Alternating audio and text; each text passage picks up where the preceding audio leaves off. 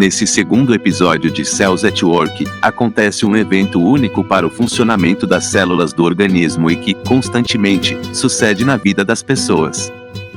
O arranhão apresentado no segundo episódio permite diversas reflexões clínicas. Por isso, se quiser ficar por dentro de mais uma explicação médica, não deixe de ficar comigo até o final.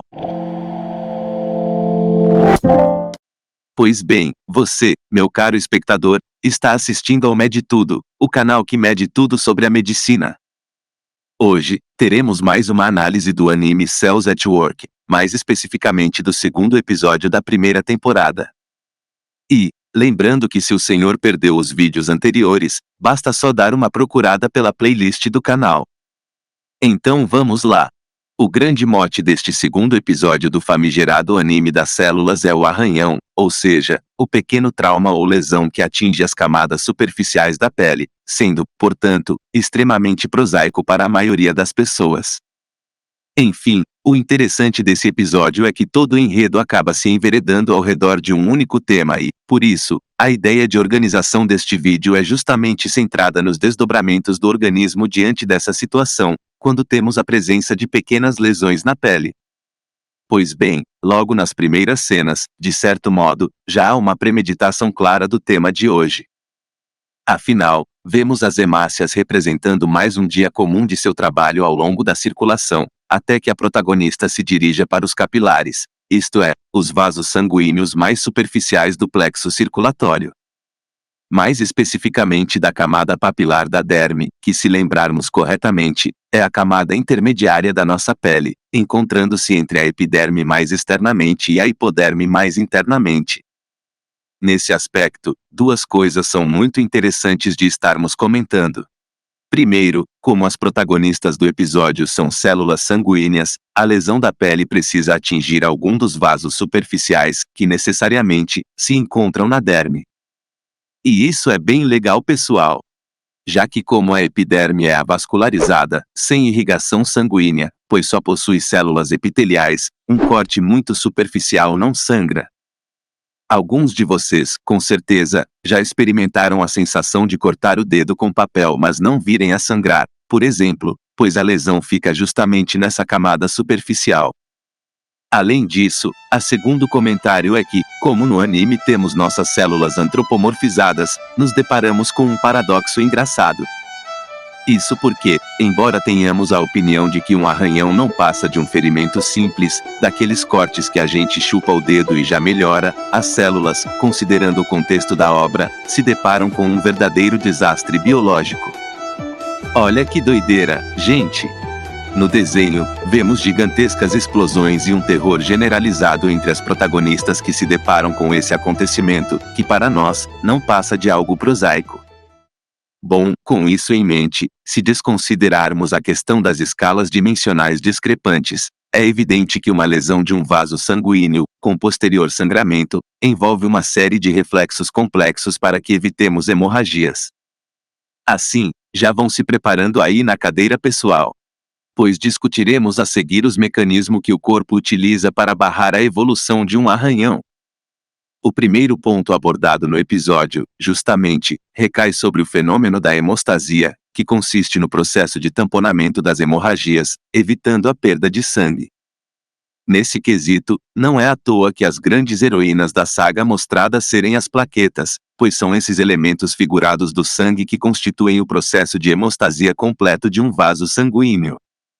Então, como observamos nas cenas subsequentes ao corte da pele, a primeira grande ação do corpo para controlar a evasão do sangue é a vasoconstrição reflexa, ou seja, quando há uma perda da integridade da túnica íntima de um vaso, seja ele uma veia, artéria capilar, a descontinuidade das células endoteliais, que formam a primeira camada de revestimento do cano, digamos assim, libera fatores celulares como a endotelina, outros estímulos neurogênicos que são responsáveis pela vasoconstrição da musculatura lisa dos vasos. Basicamente, para que os senhores entendam, quando a célula da parede do vaso sanguíneo perde o contato com uma de suas vizinhas, por exemplo, fatores mediados fazem com que a luz do capilar diminua, diminuindo por consequência o fluxo sanguíneo e a posterior perda de sangue.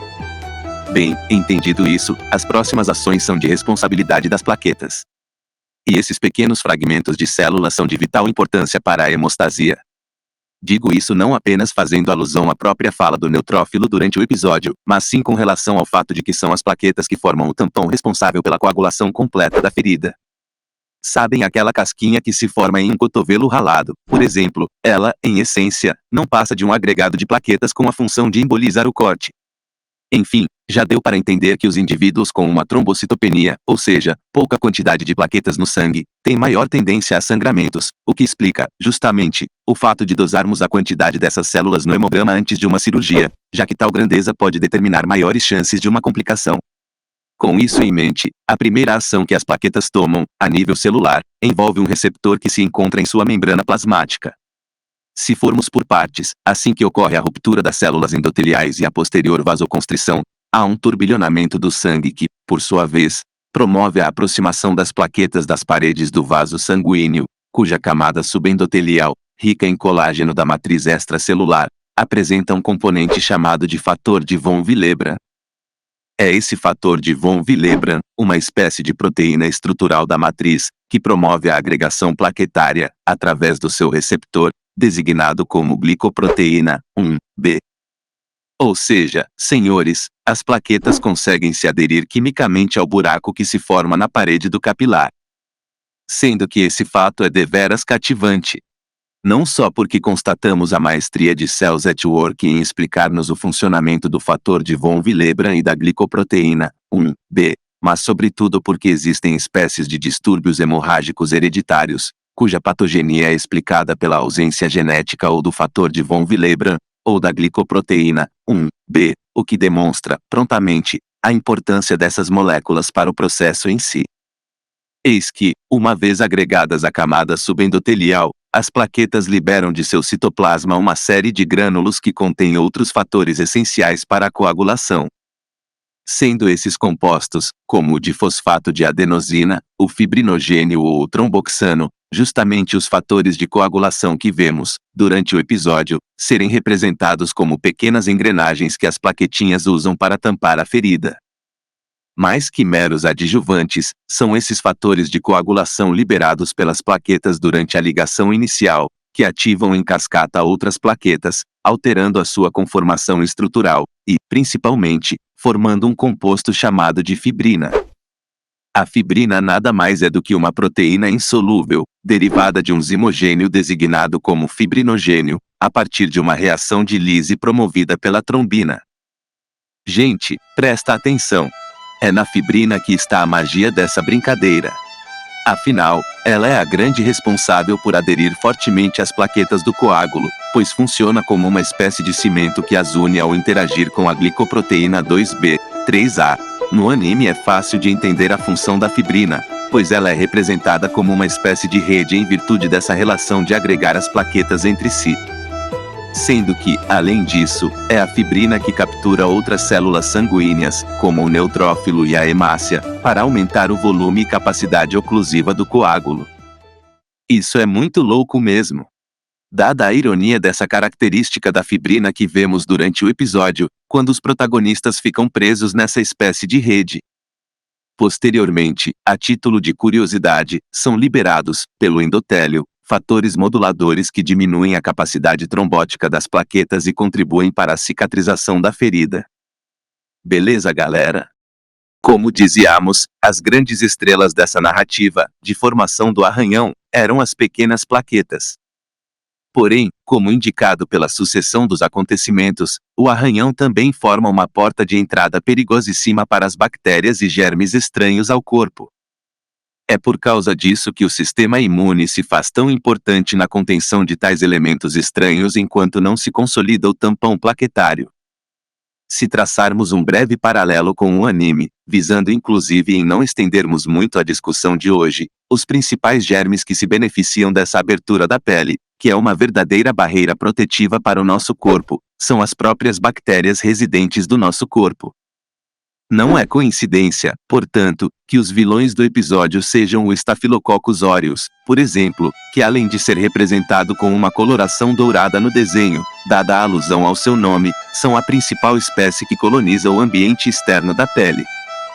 E esses bichinhos, diga-se de passagem, são extremamente perigosos no contexto clínico, seja pela sua alta capacidade de infecção, principalmente nos ambientes hospitalares, seja pela sua alta capacidade também de adquirir resistência ao sistema imune e aos antibióticos.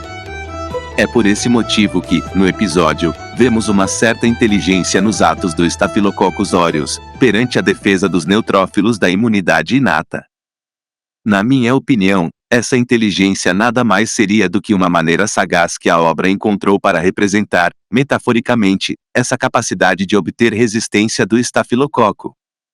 Ainda bem que ele fora eliminado nas cenas subsequentes, do contrário poderia se instalar quadros graves de infecção, como a septicemia.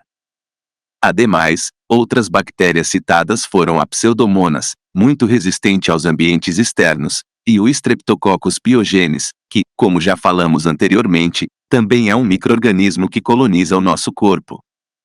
Antes de terminarmos, falta apenas mencionar o momento em que temos uma referência científica que poucos dos senhores notaram. Lembram que durante a luta com as bactérias, teve um neutrófilo que caiu no espaço subendotelial e, embora muitos já esperassem o seu cruel falecimento, vemos ao final da trama que ele sobrevivera agarrado a uma espécie de ferragem, encontrada no buraco do arranhão. Se vocês lembrarem com exatidão, os neutrófilos fizeram uso de uma molécula chamada de selectina. A selectina nada mais é do que uma espécie de receptor encontrado nas membranas dos glóbulos brancos que auxilia na sua interação com o endotélio. Ou seja, gente, a selectina citada serve como uma espécie de velcro que gruda os neutrófilos à parede dos vasos sanguíneos durante seu recrutamento inflamatório, embora tenha sido usada no anime como um porto seguro diante do gigantesco arranhão que se constituíra. Era mais isso, pessoal. Se gostaram do vídeo, não deixem de deixar o like.